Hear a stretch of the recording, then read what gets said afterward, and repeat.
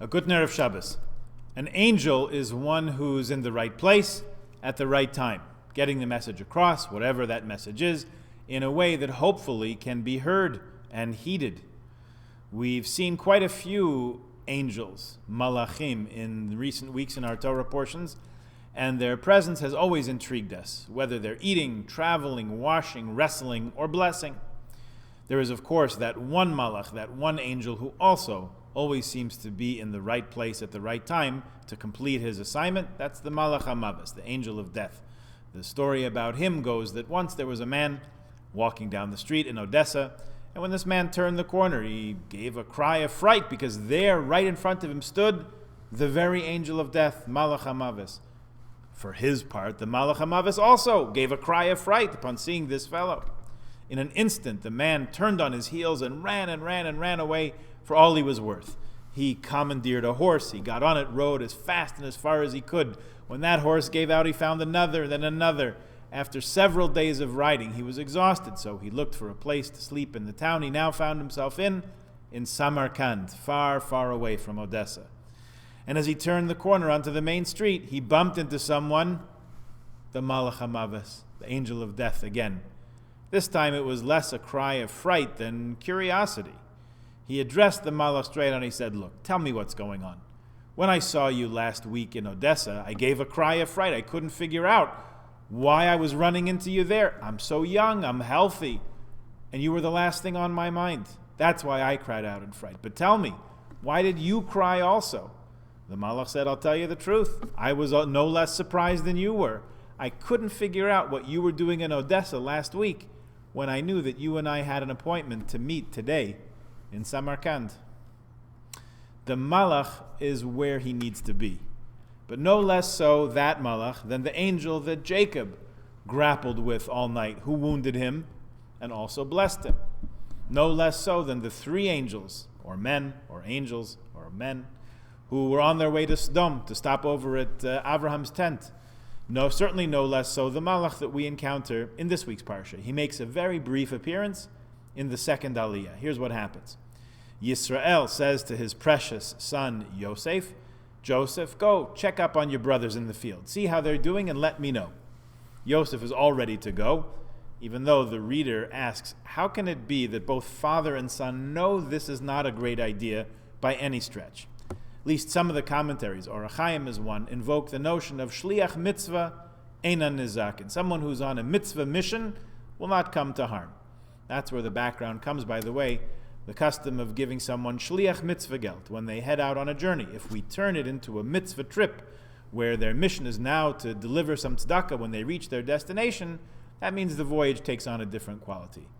You'll say, very nice, Rabbi. And here's Yosef setting out on just such a mitzvah mission. His father told him to go check up on his brothers, so he did. Honor thy father.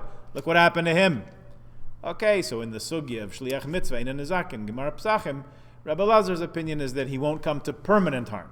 I'm sure that was a real comfort to Yosef as he's bundled on the back of a camel in a sack to be sold into slavery. Now, what had happened to Yosef before he meets the brothers? He meets a guy, or maybe a malach. This being, whoever it is, seems to be in just the right place at just the right time. That's how malachim seem to be. Yosef is lost, or blundering, or farblunget, to'eh besadeh, the verse says. The man finds him and asks him what he's looking for. He says, "I'm looking for my brothers. Can you tell me, please?" He says, "I'm looking for my brothers. Tell me, please, where they are pasturing their flocks." He says, "Asachai anochi mevakesh v'hine hagida li eifo hem roim." Interesting. Yosef doesn't say, well, I'm looking for these 10 guys. We all sort of look something alike. They're dressed like this, and they're talking like that. Have you by any chance seen a group of that description? That's how we would do it. Yosef doesn't do that. He says, Hagida li efohem. Please tell me where they are.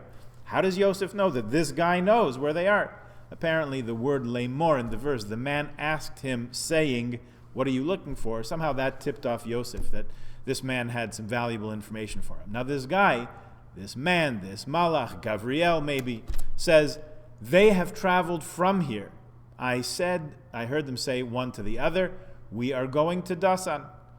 Rashi says it's certainly a place name on the face of it, but it also means dasos, legal pretexts by which they'd bring Yosef to harm. At any point, we can ask why Yosef doesn't sense that things probably are not headed in a good direction and simply turn back. Maybe it's just divine providence that he can't find his brothers. Why can't he go home and tell his dad, like any kid looking for his glove, his school bag, his hat, I looked, but I can't find it, I didn't find it. Maybe he knew the Mishnah in Pirkei Avos that says, don't believe someone who says, Yagaiti v'lo matzasi. Don't believe someone who claims that he looked, but he didn't find. So here's the thing. This messenger, let's say he's a malach, Gabriel even, he's giving Yosef an implicit message, but Yosef does not pick up on it. He says, the malach says, they've traveled from here. I heard them say they were going to Dasan, deliberately ambiguous as to where they actually were, only that he overheard their intentions. Why so vague? So vague that Yosef was not able to pick up on it? Well, Yosef was looking, as he said clearly, he said, I'm looking for my brothers. The thing is, they no longer considered him to be their brother. They were ready to kill him, which they ultimately talked each other out of, or put him in a pit, which would have been death just more slowly, or to sell him as human chattel into slavery, or who knows what kind of fate, which is just what they did. He sought them out as brothers, but they certainly didn't see him to see a brother. They had already cut him out of their hearts. They were ready to do him all kinds of harm. It could well be that this ostracism, even from their consciousness, led them to be unable to recognize him years later, when as beggars they came to Egypt looking for food during the famine. They encountered this viceroy, this minister of Pharaoh, who still recognized them as his brothers, but they failed to take cognizance of him.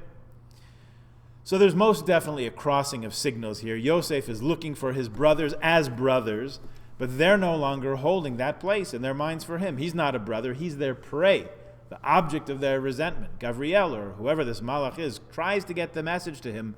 He says they have moved on. That's a point of geography, but it's also a point of emotional information. They have moved on, Yosef. You got it? They're not your brethren anymore, at least not in their minds.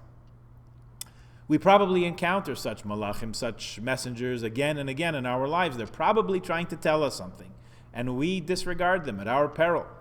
Yet at the same time, like Yosef, we're probably thinking about other things, or thinking that things are other than as they actually are. It's difficult for us to pick up on the subtleties. Later on down the road, it becomes obvious, but the trick in life is to pick up on the clues before they become so painfully obvious. The rest of the story you recall. He found them, they abducted him, put him in a pit, sold him as a slave, took off his coat, a coat of many colors. Remember that their father had given Joseph at the beginning of this parsha as a token of his love and esteem. They took a shred of that coat and they dipped it in blood and took it to their father with the trick, the ruse that his beloved son had been set upon by wild animals and killed. Yisrael refused to be comforted, so overwhelming was his grief. So think about this. The whole set of events that followed, Yosef's slavery, Potiphar's wife, imprisonment, dream interpretation, Pharaoh's dreams, viceroyalty, they all followed from this moment in our history. When what? When the brothers decided to act out their resentment against their younger brother, and in the process deceive their father with this coat dipped in blood. When we retell this whole saga, it's part of our Seder night Haggadah at Pesach, how does the whole thing begin? First thing we do after we make Kiddush, we dip karpas in salt water. It wasn't always like this. Once upon a time, we used to dip not in salt water, but in red wine, till the natives in Europe made it clear that they weren't so crazy about us using, or they suspected us rather, of using liquids other than wine, let's say, for our Passover rituals. So we laid off the red wine. But we used to dip karpas in wine, and we have a lot of drushes about karpas. Maybe it's related to this or that word in Greek, which means appetizer or whatever it is. If you look in Tanakh, you'll find karpas. You'll find the word karpas used. It's used once and only once in the first chapter of the book of Esther, Chur karpas utcheles, the verse that speaks of fine, colorful woven materials that were used to decorate Shushan. Karpas here is a kind of cloth. It's a little subtle hint to those paying close attention that the Haggadah is not talking about celery or parsley so much, but rather a garment, specifically the garment that the brothers dipped in blood. The argument goes that we start the Passover Seder with the origins of the entire Egyptian exile. How did we get there? How brothers took their own brother's garment and dipped it in blood to trick their father, which gave way to a whole chain of events that resulted in the Jewish people's enslavement in Egypt. It sort of morphed into a thing about spring greens and tears of slavery, but in its origins, if this story is accurate, it's meant to signal to us clearly that this dipping of a garment in blood started everything. Okay, there are a lot of subtleties in the story, both in the biblical text as well as in the origins of the Karpas segment of the Seder. Someone at one of our shiurim marveled this week at how much meaning and how much significance we're able to find in a word choice in the Chumash, a dot over a letter, or other seemingly small and deceptively subtle and innocuous indicators, such as the carefully chosen words of a man or of an angel. Let's consider, though, that the Jewish people are a people who are convinced that everything has significance. No word, not even a letter, is without its meaning and purpose and a contribution to make to the overall story of the progression of our history as a nation and the story of humankind as well. Nothing happens without meaning. We leave no word unexamined. We leave no utterance unheard. No warning of an angel, however subtle it might be, ignored. We know that there are many signs along the way, many indicators of what we should pay attention to and heed if we're to be successful as we might be.